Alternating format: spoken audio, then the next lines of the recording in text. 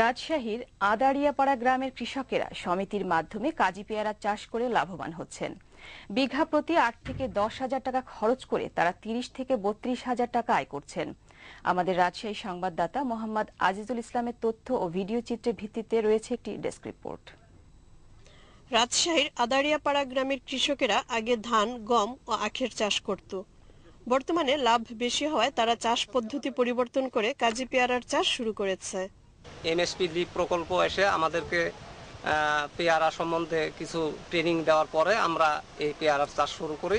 এখন আমরা এই পেয়ারা বিক্রি করে প্রতি বছর আপনার খরচ বাদ দিয়ে প্রায় ৩০ থেকে ৩২ হাজার টাকা লাভ করি। প্রতি বিঘাতে ১৫০ গাছ লাগাচ্ছে, প্রতি বিঘাতে ১০০ থেকে ১২০ মণ পেয়ারা উৎপন্ন হয়েছে। স্থানীয় কয়েকটি বেসরকারি সংস্থা ২০ জন কৃষককে কৃষি সম্প্রসারণ বিভাগের ফল বাগান ব্যবস্থাপনার প্রশিক্ষণ প্রদান করে। প্রশিক্ষণের পর কৃষকেরা সমিতির মাধ্যমে বাণিজ্যিক ভিত্তিতে ৬০ বিঘা জমিতে কাজি পেয়ারার চাষ শুরু করেন। এবছর এই চাষটা ৬০ বিঘা থেকে ৩০০ বিঘায় চলে গেছে এবং কৃষকরা দারুণভাবে লাভবান হচ্ছেন এই কাজি পেয়ারার চাষ করে।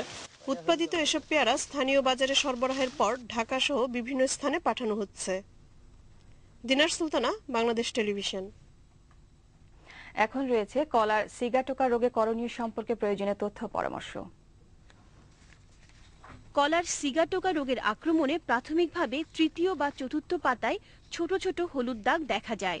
ক্রমশ দাগগুলো বড় হয় ও বাদামি রং ধারণ করে। এভাবে একাধিক দাগ মিলে বড় দাগের সৃষ্টি করে এবং তখন পাতা পুড়ে যাওয়ার মতো দেখায়। কলার পাতা পুড়ে গেলে গাছের খাদ্য প্রক্রিয়ায় ব্যাঘাত ঘটে, কলার ফলনও অনেক কমে যায়। এ অবস্থায় অবশ্যই অনুমোদিত বালাইনাশক প্রয়োগ করতে হবে।